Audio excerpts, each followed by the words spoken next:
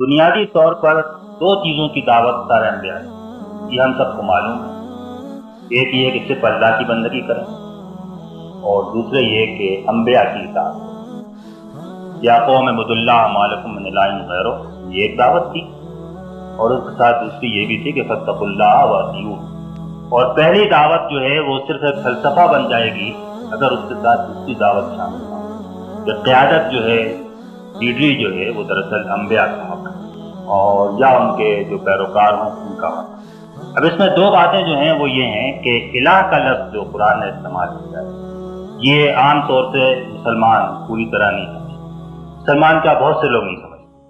الہ کا لفظ قرآن مجید نے ہر اس چیز کے لیے استعمال کیا ہے جو انسان کی وفاداری اور وابستگی کا مرکز بنے، اور ایسا مرکز بن جائے کہ انسان اس کے پیچھے دوڑے اور اس کے پیچھے اپنے آپ کو لگائے۔ یہ اپنی خواہش بھی ہو سکتی ہے، خود انسان کا اپنا نفس بھی الہ بن سکتا ہے۔ افرأیت من اتخذ الہہ ہواہ، کیا تم نے اس کو دیکھا کہ جس نے اپنی خواہش کو اپنا معبود کرے؟ یہ انسان بھی ہو سکتے ہیں۔ اتخذوا احبارہم ورہبانہم اربابا من دون اللہ، انہوں نے اپنے علماء اور اپنے صوفیاء اور اپنے مرشدین کو اپنا رب بنایا۔ عدی بن حاتم عیسائی تھے، نئے نئے مسلمان ہوئے، انہوں نے جب اس آیت کو پڑھا تو ان کی سمجھ میں یہ بات آئی نہیں کہ آخر ہم اپنے علماء کو کیسے اپنا رب بنا لیں۔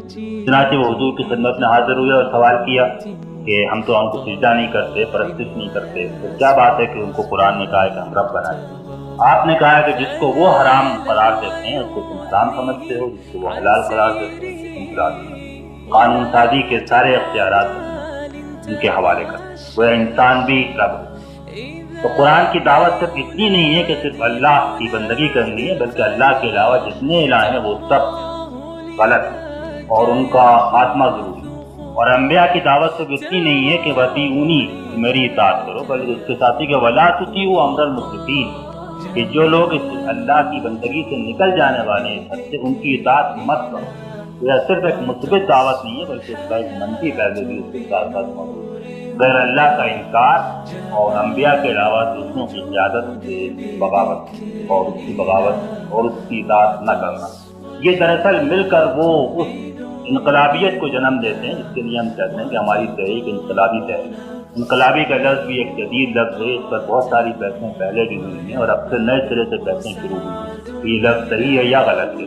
اور لوگ کیونکہ انقلاب سے، انقلاب فرانس، انقلاب روس اسی کو سامنے رکھتے ہیں، یہ اسی کے پیمانے پر ناپتے ہیں۔ لیکن ہم جب انقلاب کا لفظ بولتے ہیں دراصل ہمارے سامنے یہی ایک بات ہوتی ہے کہ یہ انسان کی پوری زندگی کی بنیادوں کا پلٹ جانا ہے، اس کا رخ بھی اور اس کا قبلہ بھی اور اس کی سمت بھی اور اس کا پورا ڈھانچہ بھی، نہ یہ کہ اس کے لازمی معنی کچھ تو خون اور الٹ پلٹ ہے، اگرچہ وہ اگر ہو تو اس کی بھی ضرورت ہو تو وہ بھی ہو سکتا ہے۔ اس پورے مقصد کے کچھ اور پہلو ہیں کہ جن کو قرآن نے مختلف الفاظ سے ظاہر کیا ہے، وہ اسی ایک مقصد کے مختلف پہلو واضح کرتے ہیں یا ان کو ایک نئے انداز میں پیش کرتے ہیں، یا کسی ایک پہلو پر زور دیتے ہیں۔ ایک لفظ قرآن نے اس کے لیے بلاغ اور دعوت کا استعمال کیا۔ ظاہر بلاغ اور دعوت میں یہ بات شامل نہیں ہے کہ آدمی کچھ کام کر دکھائے، لیکن جو یہ بنیادی دعوت ہے یہ پہنچ جائے، اور بعض جگہ یہی کہا گیا ہے فَمَا عَلَيْكَ إِلَّا الْبَلَاغُ، بعض حالات میں اس سے بڑھ کر آدمی کوئی کام نہیں کر سکتا کہ وہ اپنی بات پہنچا دے، لیکن بات پہنچانے سے کم سے پر کسی اسلامی تحریک کا تصور نہیں ہے۔ جو اسلامی تحریک بات پہنچا بھی نہ رہی ہو، وہ نتائج نہ حاصل کر سکے، وہ خدا کی بندگی قائم نہ کر سکے، لیکن اگر وہ پہنچانے کی ذمہ داری سے بھی دستبردار ہو جائے تو پھر اس کا معنی ہے کہ اس نے بالکل بنیادی فرض جو ممکن ہے، جو اس کے اختیار سے باہر نہیں، اس نے اس کو بھی چھوڑ دیا۔